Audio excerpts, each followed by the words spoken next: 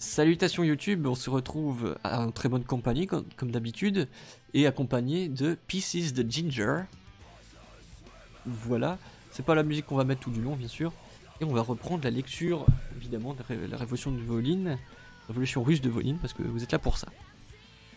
Pour que le lectoriste saisisse bien le vrai sens, la véritable portée de certains événements ultérieurs, entre autres la durée, l'éventualité de succès et l'échec final des mouvements contre-révolutionnaires, il faut que nous fassions maintenant un résumé de la situation, non plus du point de vue général, mais de celui des principes révolutionnaires et sociaux proclamés par la Révolution, ainsi que de leur application pratique.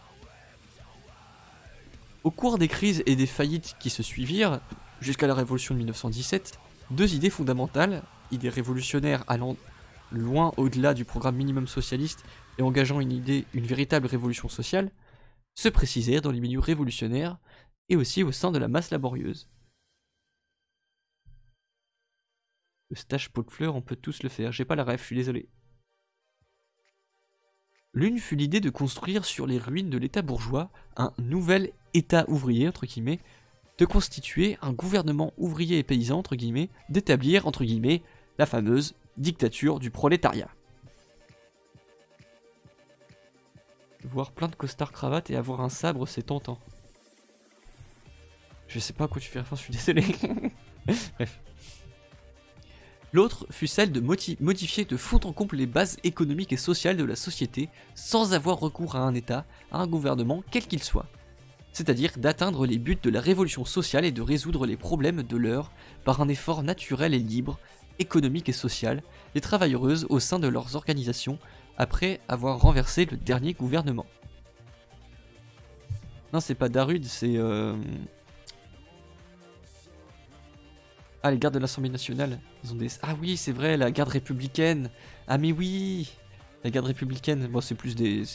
des guignols que des soldats à mon avis. Ils doivent plus à faire joli pour les touristes. Enfin, pour les touristes. Pour les diplomates qui viennent dire bonjour au président, quoi. Afin de coordonner l'action des travailleuses, la première idée supposait la prise du pouvoir politique, l'installation d'un gouvernement dictatorial et l'organisation d'un nouvel État dit prolétarien. L'autre idée prévoyait l'absence de toute organisation étatique, l'entente fédérative des organismes de classe, syndicats, coopératives, toutes sortes d'associations, etc. La cohésion naturelle partant d'en bas, la centralisation non pas politique et étatiste mais économique et technique, selon les besoins réels. Les deux conceptions envisageaient entre autres choses l'existence des soviets, conseils ouvriers, de même que celle de nombreuses autres organisations ouvrières en tant que cellules de la société nouvelle. Mais tandis que la première conception y voyait des cellules toujours plus politiques, la seconde y supposait des organismes économiques et sociaux. Les dictateurs qui viennent pavaner chez le président devant un concert d'Ultra Vomi par exemple. Oups, je viens de faire du name dropping. La première idée fut exposée, propagée, défendue par le parti communiste étatiste, les bolcheviks. Fort bien organisés, de plus en plus nombreux eux, ayant à leur tête des intellectuels qualifiés, disposant de toute une armée d'agitatrices, de propagandistes, d'écrivains haines, ne reculant devant aucun moyen et sachant appliquer très habilement toutes les recettes de la démagogie, ce parti obtint auprès des masses, très rapidement, un succès de plus en plus accentué. Quant à l'autre conception, elle ne put être défendue ou propagée que par un nombre très restreint de propagandistes libertaires. Le courant populaire lui-même allait bien au-delà de la conception étatiste des bolcheviks. Les masses marchaient carrément vers la vraie révolution sociale, mais fascinés par les mots d'ordre enflammés et par l'activité vigoureuse des bolcheviks, entraînés par leur promesse de résoudre, au moyen de leur gouvernement de la dictature du prolétariat entre guillemets, les problèmes latents, le peuple travailleur leur accorda sa confiance et son concours. La lutte entre les deux idées fut inégale. Comme nous l'avons vu, les masses laborieuses soutinrent le parti communiste dans sa lutte pour le pouvoir. Fin octobre 1917, ce parti attaqua le faible gouvernement de Kerensky et le renversa. Le nouveau gouvernement bolchéviste s'installa immédiatement sur le trône disponible. Lénine fut son chef. C'est à ce dernier et à son parti qu'incomba désormais la tâche de faire face à tous les problèmes de la révolution. L'idée étatiste l'emporta. C'est elle qui allait faire ses preuves. Nous verrons tout à l'heure comment elle les a faites. D'après la thèse libertaire, c'était les masses laborieuses elles-mêmes qui devaient, par leur action vaste et puissante, s'appliquer à la solution des problèmes reconstructifs de la révolution sociale. Le rôle des, entre guillemets, élites tel que le concevaient les libertaires, devait se borner à aider les masses, à les enseigner, à les conseiller, à les pousser vers telle ou telle autre initiative, à les soutenir dans leur action, mais surtout à ne pas les diriger gouvernementalement. L'idée fondamentale des libertaires était celle-ci. La solution heureuse des problèmes de la révolution sociale ne pourrait être que l'œuvre collective des millions d'êtres humains y apportant leur initiative, leur force, leurs capacités, leurs aptitudes, leurs connaissances vastes, variées et fécondes. Par l'intermédiaire de leurs organismes multiples et variés, et par la fédération de ces organismes, les masses laborieuses devaient, d'après les libertaires, pouvoir effectivement pousser en avant la révolution sociale et arriver à la solution pratique de tous ces problèmes. Vous me dites si je vais trop vite. La thèse bolchéviste était diamétralement opposée. D'après les bolcheviks, c'était l'élite, le gouvernement dit ouvrier et exerçant la soi-disant entre guillemets dictature du prolétariat, qui devait s'appliquer à pousser en avant la transformation sociale, à résoudre ces formidables problèmes. Les masses ne devaient qu'aider cette élite, en exécutant ses décisions, ses décrets, ses ordres et ses lois. Si je puis me permettre, en étant des petits soldats, quoi. En définitive, ce fut un gouvernement d'intellectuels, de doctrinaires marxistes qui s'installa au pouvoir et commença son action par des décrets et des actes que les masses étaient sommées d'approuver et d'appliquer. Ce gouvernement fonctionna, l'action étatiste commença. Tout au début, le gouvernement et son chef, Lénine, faisaient mine d'être de fidèles exécuteurs de la volonté du peuple travailleur, en tout cas de devoir justifier devant ce peuple leurs décisions, leurs gestes et leurs actes. Entre parenthèses, ainsi, par exemple, Lénine crut nécessaire de justifier la dissolution de la constituante devant l'exécutif de ses pouvoirs.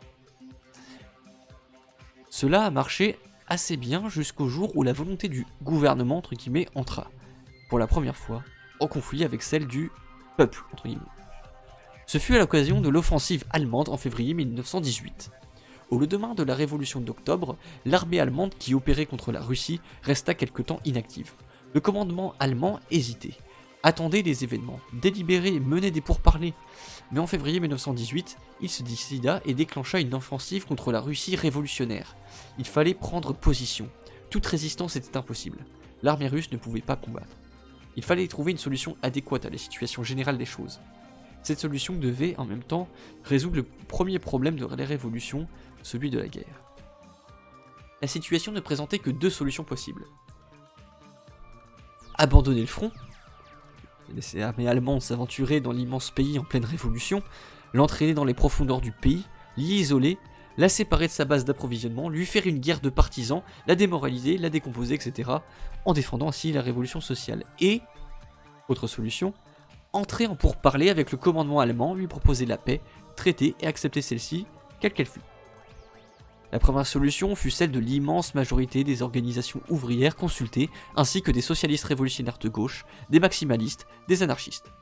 On était d'avis que seule cette façon d'agir était digne de la révolution sociale. Seule elle permettait de traiter avec le peuple allemand, par-dessus la tête de ses généraux et générales. Seule elle garantissait un élan prodigieux de la révolution en Russie, et peut-être aussi comme conséquence un déclenchement de la révolution en Allemagne et ailleurs. Voici ce qu'écrivait à ce sujet le Golostruda, anarcho-syndicaliste de Petrograd, numéro 27 du 24 février 1918, dans un article intitulé « De l'esprit révolutionnaire ». Regarde si c'est une longue citation. Ouais, c'est une très longue citation. Nous voici à un tournant décisif de la révolution. Une crise est là qui peut être fatale. L'heure qui sonne est d'une netteté frappante et d'un tragique exceptionnel. La situation est enfin claire. La question est à trancher séance tenante. Dans quelques heures, nous saurons si le gouvernement signe ou non la paix avec l'Allemagne. Tout l'avenir de la révolution russe et aussi la suite des événements mondiaux dépendent de cette journée de 7 minutes. Les conditions sont posées par l'Allemagne sans embâge ni réserve. D'ores et déjà, on connaît les idées de plusieurs membres éminents des partis politiques et aussi celles des membres du gouvernement.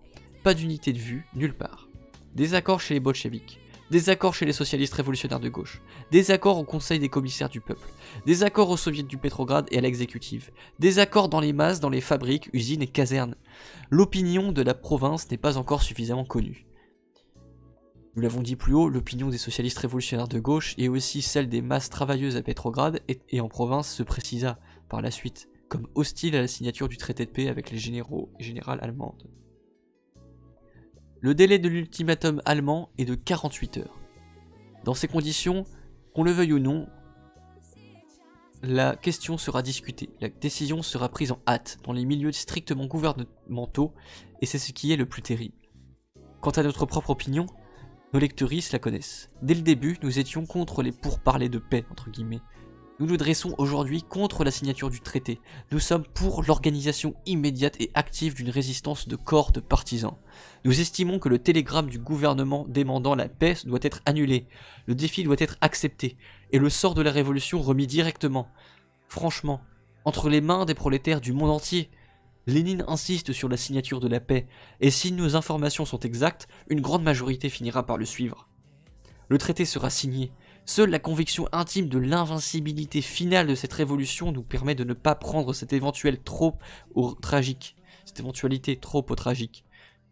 Mais que cette façon de conclure la paix portera un coup très dur à la révolution en l'infirmant, en la déformant pour longtemps, nous en sommes absolument persuadés. Nous connaissons l'argumentation de Lénine, surtout d'après son article, de la phrase révolutionnaire de la Pravda, numéro 31. Cette argumentation que ne nous a pas convaincus. Fin d'extrait. L'auteur fait ensuite une critique serrée de cette argumentation de Lénine et lui en oppose une autre pour terminer comme suit. Donc, la suite de l'extrait. Nous avons la conviction ferme que l'acceptation de la paix offerte ralentira la révolution, l'abaissera, la rendra pour longtemps débile, au sens de faible, à l'époque c'était synonyme de faible, anémique, incolore. L'acceptation de la paix fera courber la révolution, la mettra à genoux, lui enlèvera les ailes, l'obligera de ramper. Car l'esprit révolutionnaire, le grand enthousiasme de la lutte, cet envolé magnifique de la grandiose idée de l'affranchissement du monde lui seront enlevés. Et pour le monde, sa lumière s'éteindra. Fin d'extrait du coup. La majorité du comité central du Parti communiste russe se prononça d'abord pour la première solution. La première solution qui était laisser les troupes avancer petit à petit en faisant une guerre de partisans. Et peut-être essayer de rameuter l'armée allemande de son côté pour renforcer la révolution en Russie et en Allemagne. Mais Lénine, en véritable dictateur, eut peur de cette solution hardie. Il invoqua, au contraire, le danger de mort pour la révolution en cas de non-acceptation de la paix offerte. Il proclama la nécessité d'un « répit » qui permettrait de créer une armée régulière. Il brava l'opinion des masses et de ses propres camarades. Il menaça ces dernières de décliner toute responsabilité et de se retirer, séance tenante, si sa volonté n'était pas exécutée. Les camarades, à leur tour, eurent peur de perdre, entre guillemets, le chef de la révolution. Ils décidèrent, la paix fut signée. Ainsi, pour la première fois, la dictature du prolétariat, entre guillemets, l'emporta sur le prolétariat. Pour la première fois, le pouvoir bolchéviste réussit à terroriser les masses, à substituer sa volonté à la leur, à imposer son autorité, à agir de son chef, faisant fi de l'opinion des autres. La paix de Brest... Pardon. Je devrais savoir... Depuis le temps que je connais ce mot, je devrais le connaître quand même. Je devrais réussir à le prononcer. La paix de Brest-Litovsk fut imposée au peuple laborieux par le gouvernement bolchéviste, lequel réussit à briser la résistance des masses, à obtenir leur obéissance, leur passivité forcée. Tel fut le résultat du premier différend sérieux entre le nouveau gouvernement et le peuple gouverné. Ce ne fut pas le premier pas le plus difficile. Ce ne fut que le premier pas le plus difficile. La continuation était beaucoup plus aisée. Ayant une fois enjambé impunément la volonté des masses laborieuses, s'étant une fois emparé de l'initiative de l'action, le nouveau pouvoir lança, pour ainsi dire, un lasso autour de la révolution. Dorénavant, il n'avait plus qu'à continuer de le serrer, pour obliger les masses à se traîner à sa suite, pour leur faire abandonner entre ses mains toute initiative, pour les soumettre entièrement à son autorité, et finalement, pour réduire toute la révolution aux limites d'une dictature. Sa voix fait concombre, regarde. Ah oui, si j'avais un concombre, effectivement, ça aurait été problématique, oui. C'est ce qui arriva, en effet. Car pas l'histoire du concombre, hein, l'histoire de réduire la révolution aux limites d'une dictature. Car telle est fatalement l'attitude de tout gouvernement. Tel est fatalement le chemin de toute révolution qui laisse intact le principe étatiste, politique, gouvernemental. Tôt ou tard vient le premier désaccord entre les gouvernants et gouvernantes et les gouvernés. Ce désaccord vient d'autant plus fatalement qu'un gouvernement, quel qu'il soit, est toujours impuissant à résoudre les problèmes d'une grande révolution, et que malgré cela, tout gouvernement est toujours veut avoir raison, veut avoir pour lui l'initiative, la vérité, la responsabilité, l'action.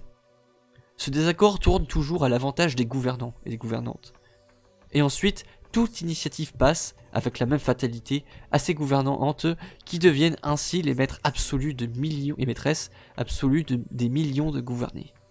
Ce fait acquis, les maîtresses se cramponnent au pouvoir en dépit de leur incapacité, de leur insuffisance, de leur malfaisance. Et elles se croient au contraire seules porteuses de la vérité. Et elles se défendent contre toute opposition, et elles accaparent tout, et elles créent des privilégiés sur lesquels elles s'appuient, et elles organisent les forces capables de les soutenir, et elles répriment toute résistance, et elles persécutent tout ce qui ne veut pas se plier à leur bon plaisir, et elles mentent, et elles trompent, et elles sévissent, et elles tuent. C'est ce qui arriva fatalement à la révolution russe. Une fois bien assis au pouvoir, ayant organisé une armée, une police, ayant bâti un nouvel état dit ouvrier, le gouvernement bolchéviste, maître absolu, prit en main définitivement les destinées futures de la révolution. Peu à peu, au fur et à mesure qu'augmentaient ses forces de coercition et de répression, le gouvernement étatisa et monopolisa tout, absolument tout, jusqu'à la parole, jusqu'à la pensée.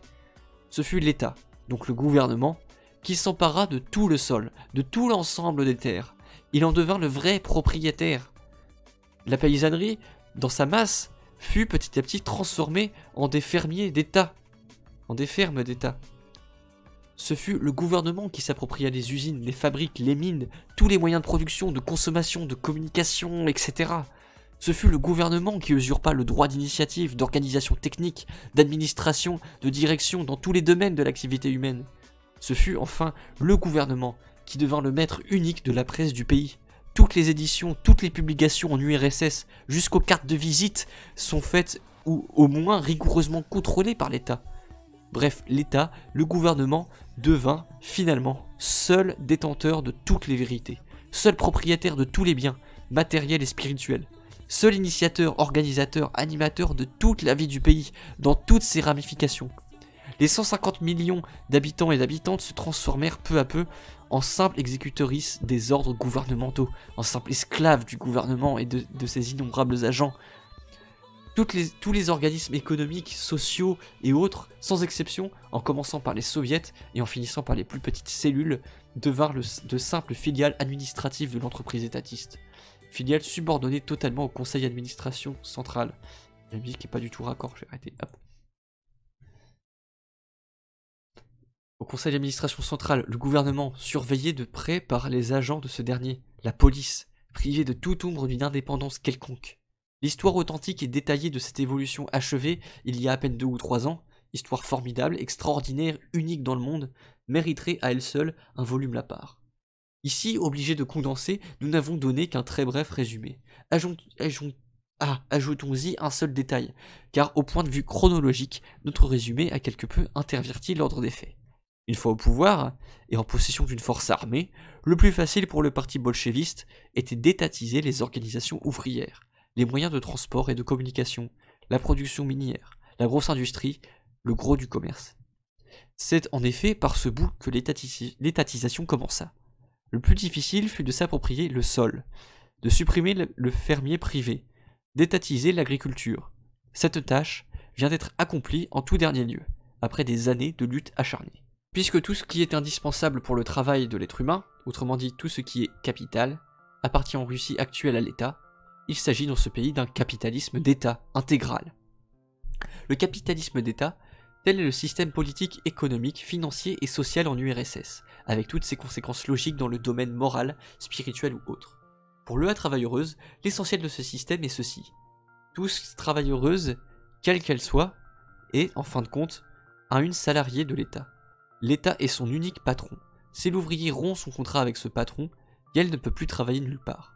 En conséquence, l'État patron peut faire avec l'ouvrière tout ce qu'il veut. Et si pour une raison quelconque ce dernier est jeté dans la rue, il ne reste plus qu'à crever de faim, à moins qu'il ne se débrouille comme il peut. Ce n'est pas tout. Le système veut que l'État patron soit en même temps juge, geôlier et bourreau de tout et toutes de toutes travailleuses.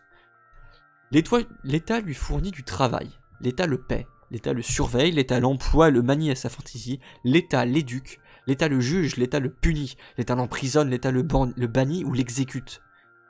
Employeureuse, protectrice, surveillanteux, éducateur, juge, geôlier, bourreau, Tout, absolument tout, dans la même personne, celle d'un État formidable, omniprésent, omnipotent. Comme le Alectoris le voit, ce système est bien celui d'un esclavage complet, absolu, du peuple laborieux, esclavage physique et moral, on dirait aujourd'hui totalitarisme. Telle a été l'œuvre accomplie en Russie par le parti bolcheviste depuis 1917 à nos jours. Et tel est aujourd'hui le résultat de cette œuvre. Le parti bolcheviste chercha-t-il ce résultat? Y mena-t-il sciemment? Certainement non. Indubitablement, ses meilleurs représentants eux aspiraient à un système qui permettrait la construction du vrai socialisme, ouvrant la route vers le communisme intégral. Je tiens à enregistrer ici même l'aveu qui m'a été fait il y a quelques années par un bolchevique russe éminent et sincère lors d'une discussion serrée, passionnée. Certainement, dit-il. Nous nous sommes égarés et engouffrés là où nous ne voulions pas aller. Mais nous tâcherons d'en sortir et nous y réussirons. On peut être au contraire absolument certain et certaine qu'elles n'y réussiront pas, qu'ils n'en sortiront jamais, et l'histoire lui donnera raison. Car la force logique des choses, la psychologie humaine, l'enchaînement des faits matériels, la suite déterminée des causes et des effets sont en fin de compte plus puissants que les aspirations des individus. Le parti bolcheviste chercha, et vous savez, excusez-moi, cette parenthèse très importante, vous savez à quel point on apprécie les individus sur cette chaîne. Le parti bolcheviste chercha à construire le socialisme au moyen d'un État, d'un gouvernement, d'une action politique autoritaire. Il n'aboutit fatalement qu'à un capitalisme d'État, monstrueux, funeste, meurtrier. Et puis il sera démontré par les chefs du parti... plus il sera démontré que les chefs du parti furent sincères, énergiques, capables, favorisés par les circonstances, suivis, aidés par les masses, mieux sortira la conclusion historique qui se dégage de leur œuvre. Cette conclusion, la voici. Toute tentative d'accomplir la révolution sociale à l'aide d'un État, d'un gouvernement et d'une action politique aboutira fatalement à un capitalisme d'État, le pire des capitalismes. Telle est la leçon mondiale de la formidable expérience bolcheviste, leçon qui confirme pleinement la thèse anarchiste et qui bientôt sera à la portée de tous. Le capitalisme d'État, auquel d'après le propre aveu des communistes sincères aboutit le bolchevisme en Russie, donna-t-il au moins des résultats appréciables? Réalisait-il quelques progrès? Pourrait-il servir de pont à la véritable transformation sociale prochaine? Spoiler alert, non. La pourra-t-il faciliter? Je sais pas ce que ça veut dire.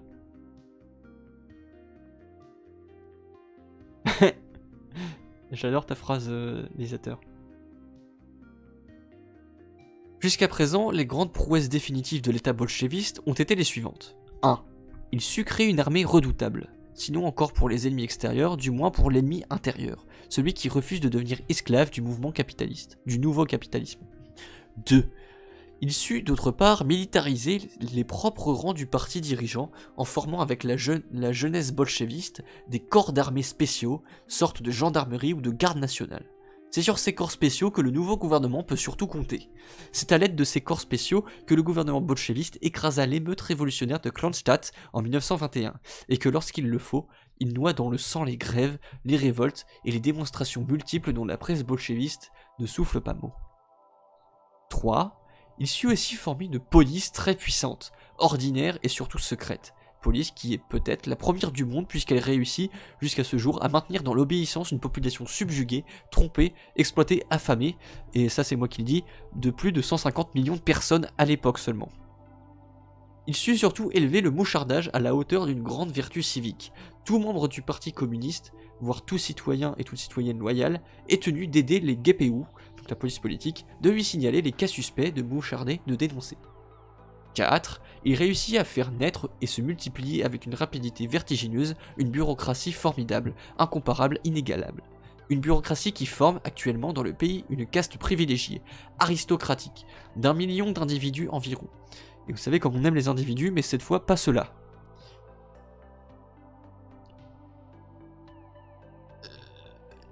Il faut que j'arrête de faire des remarques parce que du coup je me perds avec la fatigue et tout. D'1 million d'individus, mais on adore les individus, mais pas ceux-là du coup.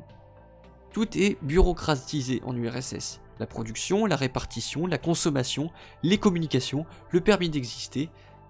Oui, le permis d'exister, un système de passeport sublime, était mis entre parenthèses, la science, la littérature, l'art, etc. D'autre part, les inégalités sociales y sont prononcées, plus que dans n'importe quel autre pays. Les citoyens en général, et les travailleuses en particulier, sont divisés en plusieurs catégories de salariés, de favorisés, de défavorisés, de primés, de privilégiés, etc. etc. Oui, effectivement, la délation, oui. 5. Enfin, nous l'avons dit, l'État bolchéviste réussit à réduire à l'esclavage complet 150 millions d'êtres humains dans le but de les amener un jour, par ce moyen infaillible, paraît-il, à la liberté, à la prospérité, bref, au bonheur. Ajoutons que cet état est passé maître hors concours dans l'œuvre de mensonges, de duperies, de mise en scène, de trucage. Sa propagande trompeuse à travers le monde est d'une habileté sans égale. Si la bourgeoisie des autres pays recourt au bourrage de crâne, le bolchevisme lui fait du super bourrage, tel que, de nos jours encore, des millions de travailleuses dans tous les pays ne savent pas la vérité sur l'URSS. Livres, brochures, journaux, revues, photos, cinéma, TSF, ça veut dire la radio, expositions, tous les moyens, les uns plus truqués que les autres, tout étant entre les mains de l'État, sont bons pour la propagande. Les délégations ouvrières, entre guillemets, autorisées de temps en temps à passer quelques semaines en Russie, abominablement dupées, entre parenthèses, si leurs membres sont sincères, en sont un des moyens. De même, la majorité écrasante de, entre guillemets, touristes ou de visiteuses isolées qui parcourent le pays, sous l'œil vigilant des mouchards et des mouchardes, sans connaître la langue russe, sans comprendre quoi que ce soit de ce qui se passe autour d'elles. Soulignons encore que l'État, parenthèse le gouvernement, bolchéviste s'est emparé non seulement de tous les biens matériaux et moraux existants, mais, ce qui est peut-être plus grave, il s'est approprié aussi la vérité, entre guillemets, la vérité. Du moins, il se croit l'unique, le vrai détenteur de la vérité tout entière, de quelque domaine qu'elle soit. La vérité historique, économique, sociale, scientifique, philosophique ou autre. Dans tous les domaines, sans exception, le gouvernement bolchéviste se considère comme absolument infaillible. Lui seul possède la vérité, lui seul sait où et comment aller, lui seul est capable de mener à bien la révolution. Et alors, logiquement, fatalement, il prétend que les 150 millions d'êtres humains qui peuplent le pays doivent, eux aussi, le considérer comme le seul détenteur de la vérité, détenteur infaillible, inattaquable, sacré. Et alors, logiquement, inévitablement, tout être humain ou tout groupement osant non pas combattre ce gouvernement, mais simplement douter de son infaillibilité, je réussirai jamais à dire ce mot, infaillibilité c'est bon, le critiquer, le contredire, le blâmer, en quoi que ce soit, et regarder comme son ennemi, et partant comme ennemi de la vérité, ennemi de la révolution, contre-révolutionnaire, j'ai envie de dire, lisez Orwell. Il s'agit là d'un vrai monopole de l'opinion. Toute opinion autre que celle de l'élite, tout gouvernement est pardon. Attends, il y a un commentaire. Déjà à l'époque, Volin parle des touristes qui ont le droit à leur petit tour organisé par l'État alors qu'ils ne parlent pas la langue ni rien. Bah, c'est le propre des régimes totalitaires. Hein. Je veux dire, pour le coup, le fossile des régimes totalitaires, c'est la Corée du Nord. Hein. Il y a encore ce genre de truc là. Hein. Basiquement. Bah, c'est basiquement ce qu'il est en train de décrire, c'est un truc comme la Corée du Nord contemporaine en fait. Toute opinion autre que celle de l'élite du gouvernement est considérée comme hérésie, hérésie dangereuse, inadmissible, criminelle. Et alors logiquement, immanquablement, c'est le châtiment des hérétiques qui intervient. La prison, l'exil ou le poteau de l'exécution. Les syndicalistes et les anarchistes, farouchement persécutés, rien que parce qu'ils osent avoir une opinion indépendante sur la révolution, en savent quelque chose. Et si le lectrice désire avoir des détails et des précisions sur cette répression sauvage, barbare, des révolutionnaires libertaires par l'inquisition sociale bolchéviste, il n'a qu'à parcourir la brochure éditée par la librairie sociale en 1923, sous le titre « Répression de l'anarchisme en Russie soviétique », écrite par le même auteur du coup, Volin. Ouais, c'est vrai qu'on pouvait pas forcément s'y attendre que dans les années 30, dans les années 30, il y avait déjà ce genre de choses-là, mais en fait, c'est genre du tourisme politique. Les gens y venaient pour admirer la première révolution mondiale, première révolution socialiste. Hein. C'est basiquement pour ça. Évidemment que si la vérité est cachée à la population sur place, ils vont pas montrer la vérité à des journalistes ou des militants des pays étrangers. Hein. Ça, c'est clair et net. Hein. Répression de l'anarchisme en Russie soviétique, donc le nom de la brochure, ou lire dans la presse périodique anarchiste des extraits du bulletin publié à des intervalles réguliers par le Fonds de secours de l'AIT, Association internationale des travailleuses anarcho-syndicalistes, aux anarchistes et anarcho-syndicalistes emprisonnés ou exilés en Russie. Là, il y a une très longue parenthèse qui fait un paragraphe. D'aucuns prétendront que l'une des prouesses du bolchevisme a été l'émancipation des femmes, l'abolition du mariage légal, la reconnaissance du droit à l'avortement. Cette affirmation repose sur l'inhérence complète des faits. Comme le lectrice put le voir au début de cette étude, longtemps avant la révolution de 1917, les milieux intellectuels et ouvriers russes professaient des idées très avancées en cette matière. Dans presque tous les milieux russes, il était entendu que les femmes étaient égales des hommes, et pouvaient disposer librement de son amour, de son corps. De sorte que tout gouvernement issu d'une révolution était obligé de sanctionner cet état des choses. Il n'y a rien de spécifiquement bolchéviste dans cette entre guillemets prouesse. Et le mérite des bolcheviks y est très modeste. Comme pour la sodomie en fait. Pour la légalisation de la sodomie, c'était juste l'avancée du temps qui était comme ça en fait. C'était plus facile de se faire accepter que c'eût été les bolchevistes ou même les mencheviks, les homosexuels auraient eu une certaine forme d'avancée, relative évidemment, mais une certaine forme d'avancée de toute façon, surtout dans une perspective révolutionnaire de cette ampleur.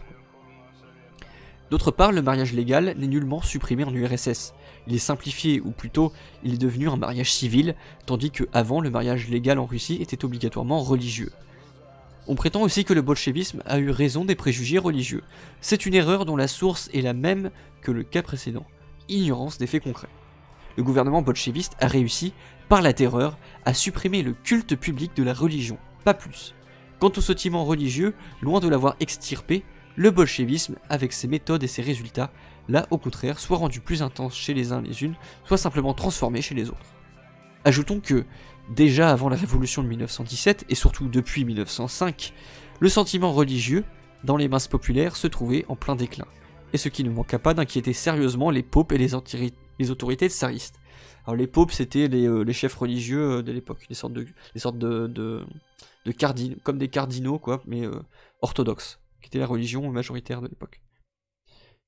Le bolchevisme réussit plutôt à le raviver.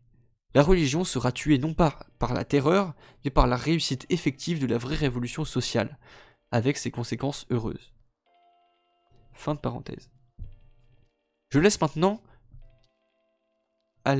comment on dit à l'inclusif O? Les popes peuvent se marier. Ah, je savais pas, ouais. En général, quand j'imagine Pope, je pense à des vieux barbus, mais genre avec une très très longue barbe. Il y a un énorme chapeau en faux or, en couleur brillante sur la tête.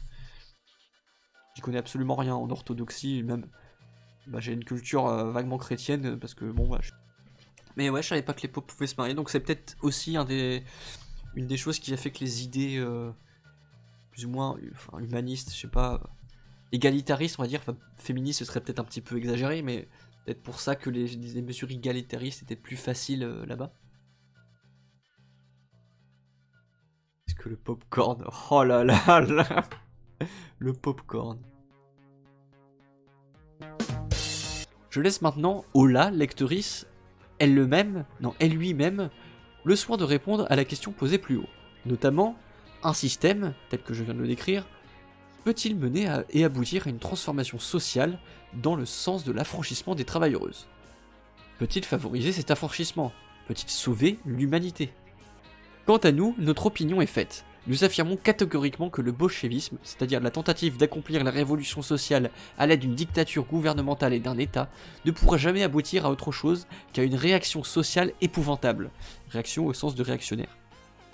Mais nous sommes obligés de constater encore un fait important, l'impuissance complète de ce système, même en tant que capitalisme d'État. Sans pouvoir entrer ici dans les détails, je dois affirmer, en effet, ceci en pleine connaissance de cause, que la prétendue industrialisation du pays aboutit à quelques érections et constructions impraticables et inutiles, que le fameux entre guillemets plan quinquennal est en train de s'effondrer dans une faillite ahurissante, et que la prétendue entre guillemets collectivisation étatiste, oxymore selon moi, de l'agriculture n'est autre chose qu'une immense entreprise de servage militarisé qui ne pourra jamais donner des résultats autres que la famine et la misère générale. J'en reparlerai d'ailleurs dans quelques instants. Que nous verrons plus tard lors de la dernière session Il reste 50 pages.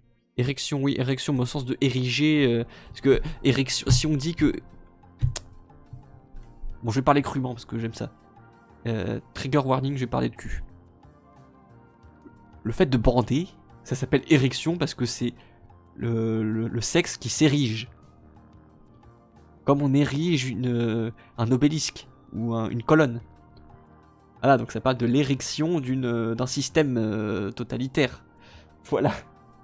Bon, sur ces belles paroles, je vais arrêter l'enregistrement. Au revoir les individus de YouTube, à la prochaine pour la dernière séance. Ciao!